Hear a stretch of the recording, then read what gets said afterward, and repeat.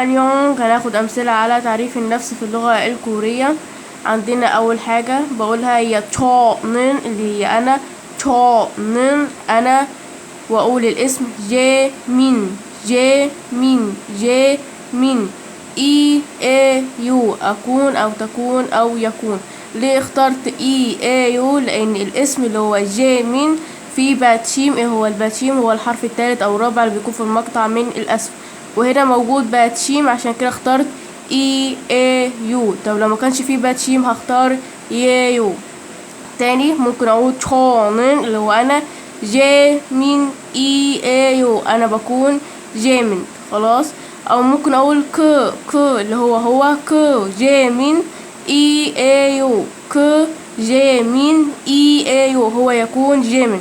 يبقى تاني عايز اعرف نفسي بقول 저는 اللي هو انا، بعد كده اقول اسمي. لو كان اسمي ده فيه باتشيم، ايه هو الباتشيم؟ هو الحرف الثالث او الرابع اللي بيكون في المقطع من الاسفل. بقول اسمي اللي لو فيه باتشيم بستخدم يو اللي هي اكون او تكون او يكون.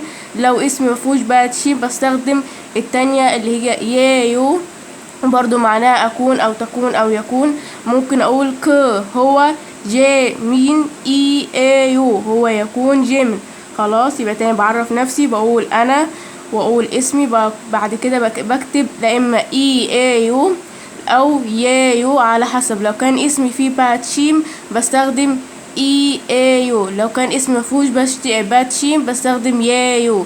وكذلك ممكن اقول مثلا هو واقول الاسم، وبعد كده اقول يكون او هي واقول اسمها، بعد كده اقول تكون او يكون او يكون، خلاص.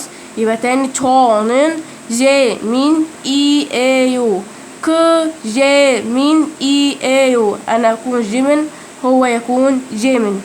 جيمين ده الاسم، جيمين الاسم فيه باتشيم استخدمت يو. طب لو ما كانش فيه الحرف الثالث اللي هو الباتشيم كنت استخدمت يو، وهتبقى برضو بنفس المعنى اكون او تكون او يكون.